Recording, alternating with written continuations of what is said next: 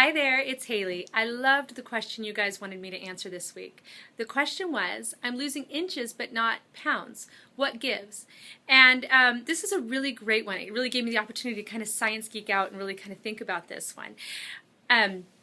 Basically, when your body's losing inches but not weight, your body's primarily going after what we call the subcutaneous fat. There's kind of two places that the body stores fat. Subcutaneous fat, which is the fat that lies just below the surface of the skin. It's what gives you that kind of lumpy, bumpy, cellulite look. Then there's what's called visceral fat, and visceral fat kind of lines the organs. It's deeper within the body. It has really, it's a lot more dense. It weighs a lot more. It also has a tendency to surround kind of have less blood flow, less ability to get micronutrients too. It's a lot harder weight to lose. So losing sub-Q fat or losing inches is wonderful. I personally would rather fit into those jeans than maybe hit that magic number on the scale. But if you have more than 15 pounds to lose, at some point we're going to have to really get aggressive and go after that visceral fat. And so we want to look at kind of why the body does that. The body stores visceral fat for a couple of reasons. Our primary concern is usually some sort of hormone imbalance. Usually the thyroid's not quite right. The thyroid is that thermogenic or that heat stimulating hormone. And when that's not right, the body kind of has a lower basal body temperature. You can do this by testing your temperature with a thermometer first thing upon waking, and you should be 98.6 degrees.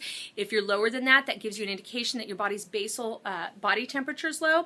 That can give an indication of undiagnosed or out of balance thyroid hormones. So when our basal body temperature is low, the body kind of takes this little blankie, if you will, or creates fat storage or layers fat around the organs and the tissue deep within the body that's very dense and very heavy.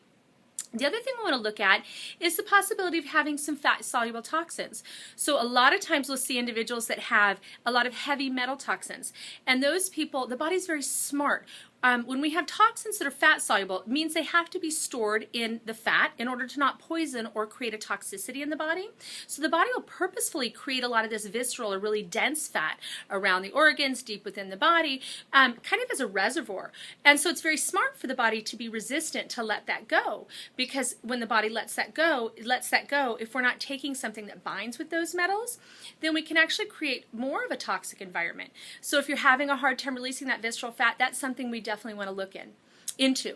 The other thing is, if you've been in a weight gain mode for a very long time, or you've carried a lot of body weight for a very long time, maybe weight was an issue for you through puberty, maybe through adolescence, your body can also have forgotten or isn't really efficient at converting fat into fuel. And there's a lot of different things that go on, you know, definitely the thyroid, definitely the hormones, like we talked about, definitely potentially fat-soluble toxins. And then sometimes there's just bodies that don't actually go in and catabolize or break down that fat efficiently. I have clients that have that issue. A lot of times what we'll do is we will supplement with a supplement called CLA, or conjugated linoleic acid.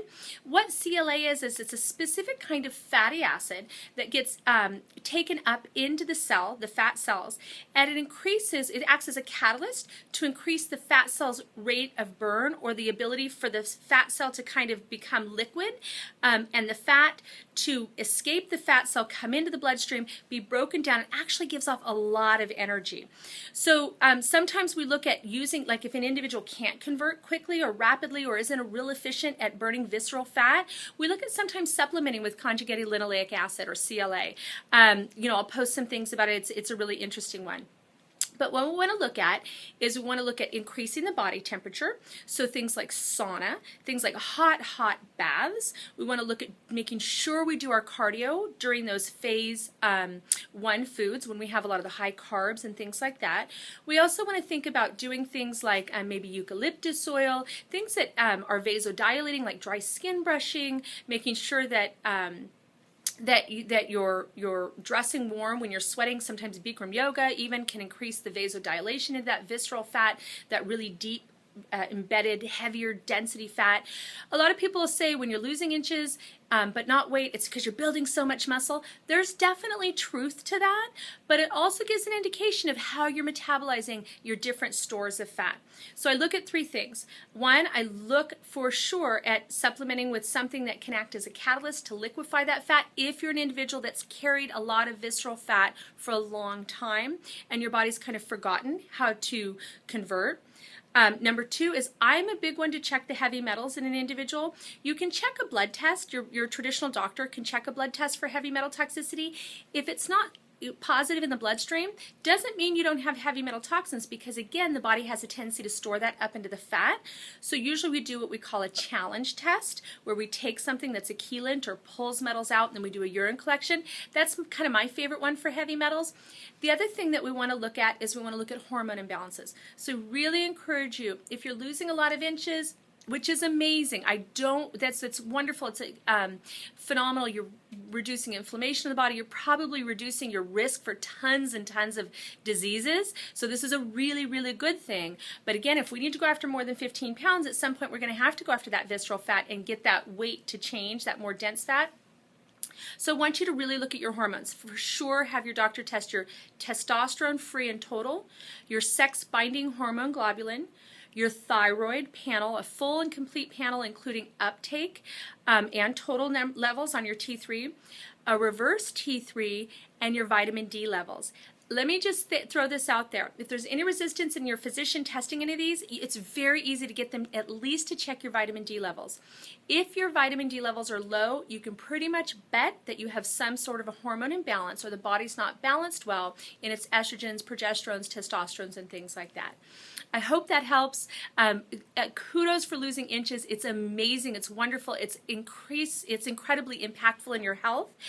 If you need to lose more than 15 pounds, we want to get after that visceral fat. Again, it's got poor blood flow.